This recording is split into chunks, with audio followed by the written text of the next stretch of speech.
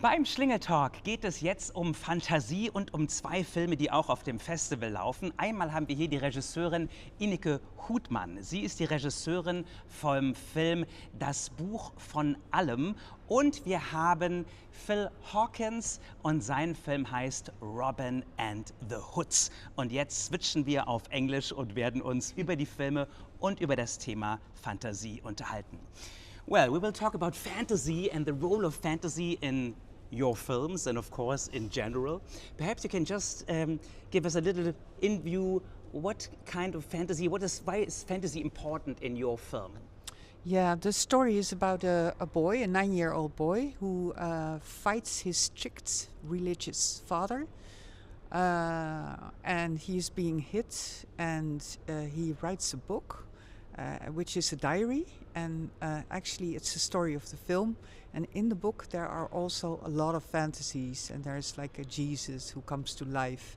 And he thinks about a lot of things that turn into... He goes to heaven, for example, to search for God. To the angels, and he wants to meet God, but he's not there. He's busy, isn't it? Right. God is always too busy. He has a lot to do. Yeah.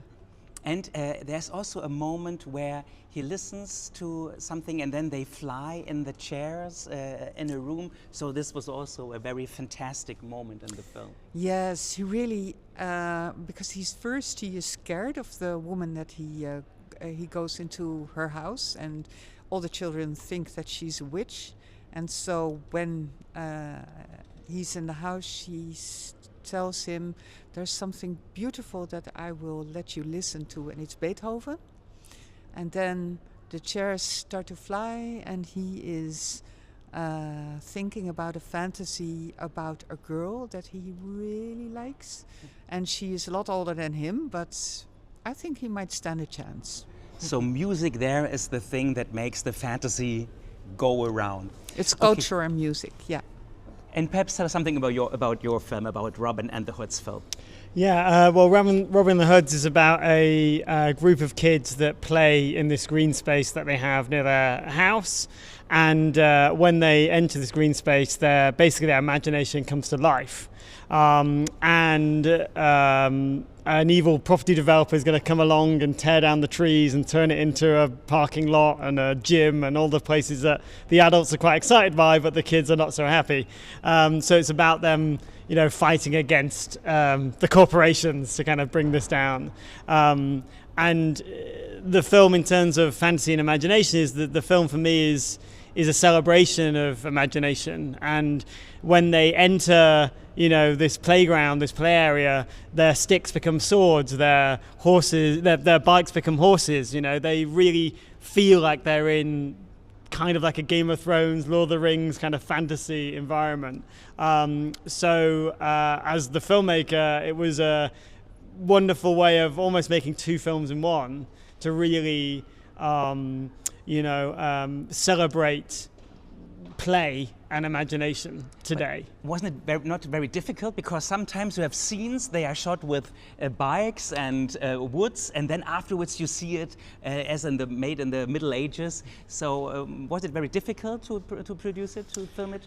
I think it took, some crew a few moments to get their heads around it, because from a practical perspective, we didn't film everything twice. We didn't have the time or the budget to do that. But also, I made sure that every time we switched from reality to fantasy, it was for a point. It was either for a comedic beat or an emotional beat or a story beat. So, and every transition is very carefully considered to hopefully give the audience a seamless effect between the two worlds, because costumes change, lighting styles change, lens choices change, so on paper it can seem quite abrupt, but actually that's kind of the fun of the movie, is to kind of really commit to the imagination of these kids. I've got 6-year-old twins at home, and the screen presence is there, and I feel that kids grow up way too quickly these days,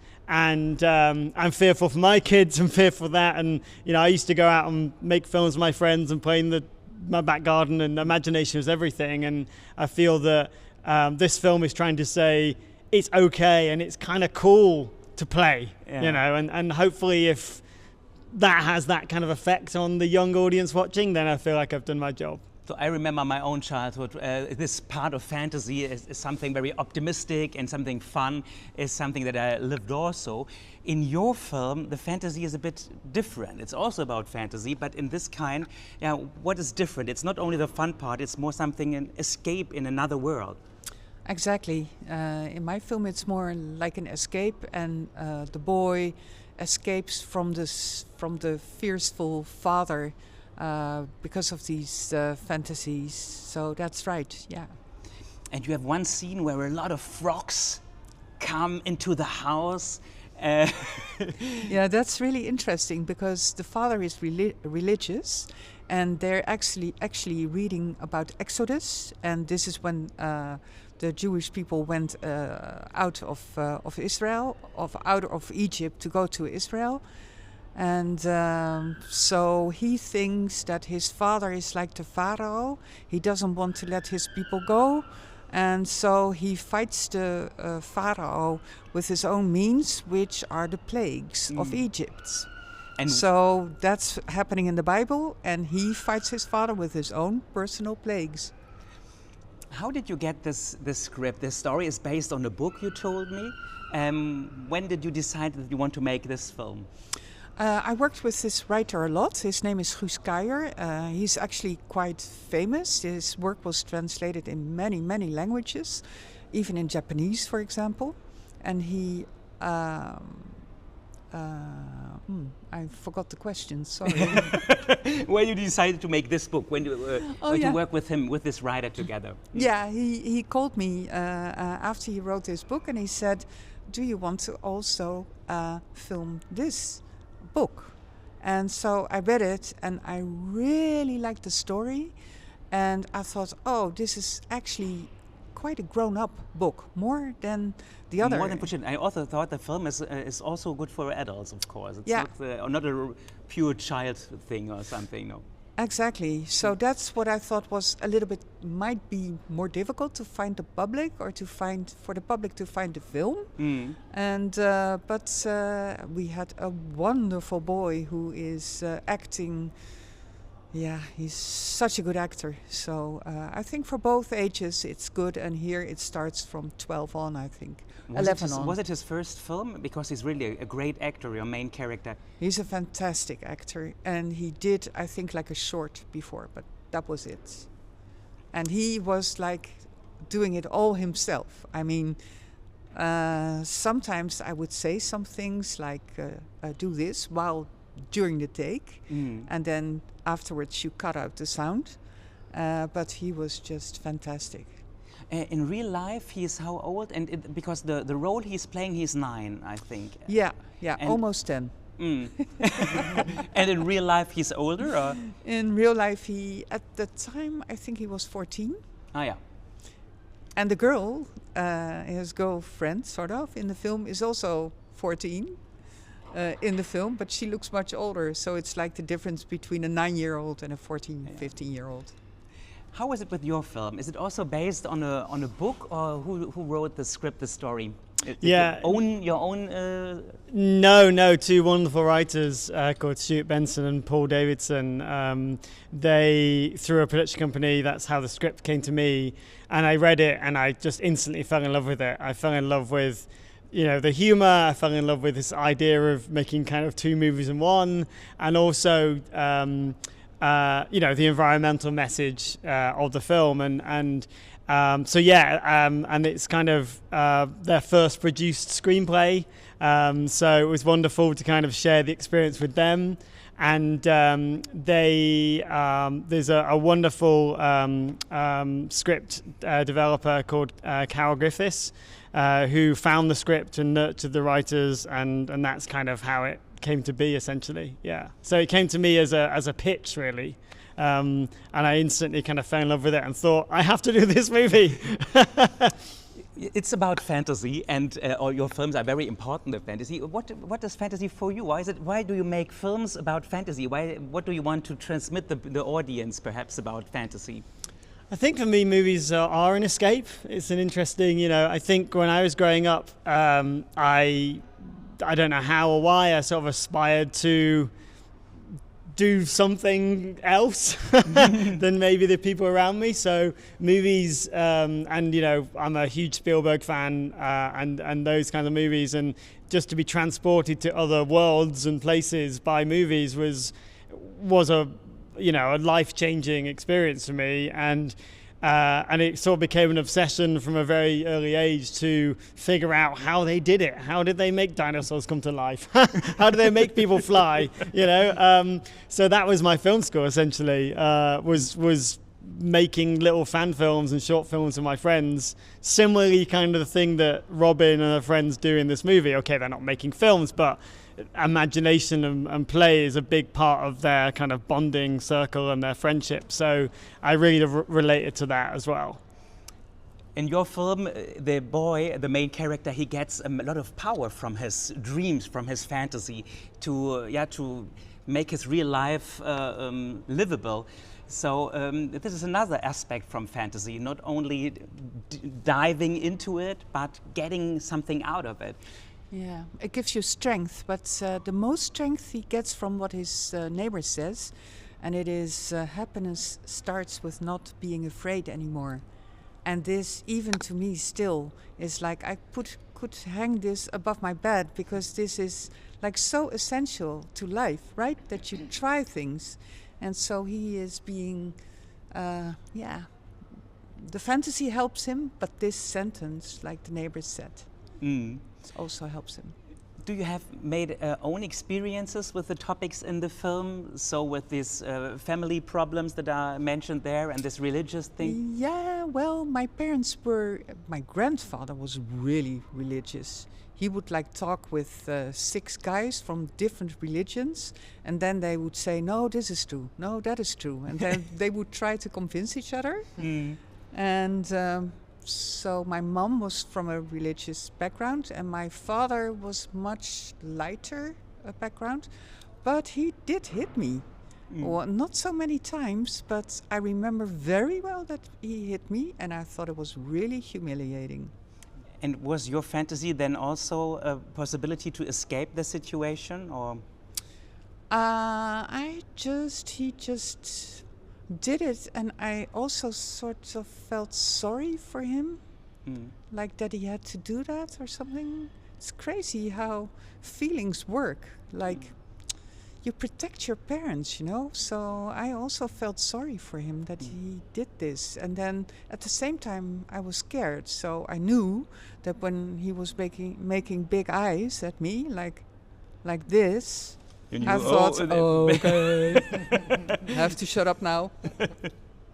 Yeah. What do you want to tell the audience with the film? What is the message? Is there something that you want to? Some people say that children today and nowadays, they watch a lot of films and a lot of mobile phone, and that the fantasy is getting less and less. Do you think that it's true, or how is it with the I think it's true, and I think that it's really important what is shown in the film, that culture, nowadays the budget of culture is really being cut in Holland. I don't know how it is in Germany. Yeah, it's the same. Yeah, it's probably everywhere. Yeah, and you need it. You need it as a human being to be able to fantasize and to enjoy culture and not think that life is only like has purposes. It's just, you know, it's for fun too. Yeah. And in your film, when it comes very bad for the main character, she plays computer games the whole day and doesn't go out anymore to play. Is this also an experience that you made in your life, or? I wasn't a huge gamer, to be honest, because I was always just out making short films with my friends and dressing up and making Star Wars movies when I was like 11 years old. So I was that kind of nerd that people thought was a bit strange to start off with, and then all wanted to be part of my film eventually. So, but that came from probably a kind of stubborn, naive, maybe view on what I found fun. And I think these days with Instagram and social media and stuff, it's weird that everyone, is documenting all these parts of their lives, but in a way that they want to filter how they appear. And again, that was before social media. I'm sorry, I'm old, but older than social media. But no reason to be sorry. But like, I if I had not kind of committed to making these films, I wouldn't be sat here talking to you guys and making movies. I just kind of had this feeling that this is what I want to do, regardless of those that said you couldn't do it, essentially. And it makes me sad that, kids and young people growing up maybe are fearful of how they come across, because all their life is documented and shared every 5 seconds. And I think that's a real concern. For me. So do you think that computer games, are they killing the fantasy, or watching films the whole day long? My parents, they told me, oh, if you watch too much TV, your fantasy will break down and you won't be able to imagine something anymore. I think this is not quite true, but... No, and look, computer games are a huge industry, and again, people use games as escape, and people very much enjoy those, and there's some wonderful games out there that have amazing narratives that films can't even get close to in that interactive gameplay. So I don't, everything in moderation, essentially. I think for me that's kind of what it is about, and everyone should be allowed to do the thing that they enjoy and they're passionate about. And for me, it was film, and someone else it might be. I was talking to one of the audience members today that was like, I want to be a game designer and I love games, and took slight objection to my film saying games were bad, but that was only in the context of the character. It was kind of the opposite to what she normally is, so it was a story point rather than a statement. Ineke, you want to say something to the point? Yeah, I think if you read books, for example, you use your imagination and you really make the images in your head. And I used to do that as a kid. I used to read like 5 books a week. And then there was also music. So I would read a certain scene. And then I thought, oh, this is so sad. This is so sad. And then I put music on that was really sad. And then so I made a film in my head. And this is, I think, they hardly read at the moment, children. So I wish them a lot of good books too. Good books, good films can be an inspiration. I remember my first time being in cinema as a little boy. I saw the film for days and weeks. I lived scenes from the film that inspired me. What was the film? Mary Poppins. Mary Poppins. Yeah, same for me. Yeah. So we're the same generation. I love that one. But that's fantasy and escapism as well, isn't it? So, so it has a real effect on audience and kids, doesn't it? Yeah. But of course, I think it's a very good idea to read books. If you read a script, at first you also perhaps read and then imagine the pictures and the things that you want to tell in your film, I think. Yeah, I remember very well when I read a script, when I was moved. And that something happens, like inside. And then I know these points, and I know that when I'm reading it again, I will search for this. And I know that the audience will also search for this. So it's more the emotion than the images even. So emotional points that you fix. What I liked in your film is that the children get help from the parents. This is a new kind of parent. In your film, the parents are very severe, and in your film it's these modern parents who help their children and are on the side of them. Yeah, it's also a different kind of... Yeah, absolutely. I think, trying not to spoil the film, ultimately, parents kind of join into the fantasy and the imagination. It becomes a real positive part of the story and how they can kind of achieve their goals, essentially. And maybe that's me as a parent trying to understand my kids. They're only 6, but they're growing up already so fast. And there's moments in this story, with the father and daughter, and they have these lovely intimate moments, and there's a real bond there. But he knows she's growing up, and that's kind of fine. Like, the story is that, in order to grow up, things have to change. Things change, and change is okay. And Robin, the main character, has a slightly hard time dealing with that in the movie, and it's her parents that try and guide them in that way and be supportive. Very much the opposite to your film, but yeah, I think that's important too. Is that I want to have. I suppose I aspire to have the bond that this character has with his daughter that I have with mine, hopefully. So probably a bit of wish fulfillment there as a filmmaker. I hope I'm, as good and receptive as Tom in this movie. Perhaps a final statement from each of you. Why is fantasy so important, and what can film do to inspire fantasy? Well, as we've said, I think film is a wonderful way of exercising the muscles of inspiration, really. And I wouldn't be sat here without Jurassic Park. That was my film as a kid that I watched over and over and over again. Films changed my life and gave me a career and sat here talking to you guys. And that's a wonderful gift. And I wouldn't have done that without watching movies, so I'm forever indebted to that and the big screen experience, I suppose. Yeah, I think everything is a story. Like, we are here, but maybe in 10 minutes we won't remember what exactly we talked about. And so the stories are important in our lives, and the fantasy is a way of dealing with the stories, to make them bigger and to make them really influence your emotions. So I think that's why it's so important. Also to recognize what is fantasy and what isn't, if you can. It's all a dream. It's all a dream. It's all a simulation. I wake up. Okay, so thank you so much, both of you, for being here and presenting your beautiful films with a lot of fantasy, and they are fantastic films, so thank you very much. And we wish you all the best and much of success for your films. Thank you. Thank you. Das war der SCHLiNGEL Talk mit Ineke Houtman und mit Phil Hawkins. Es ging um Fantasie. Und wenn ihr noch mehr SCHLiNGEL Talks sehen wollt, ihr findet sie da, wo ihr jetzt seid. Guckt euch nur noch ein bisschen um.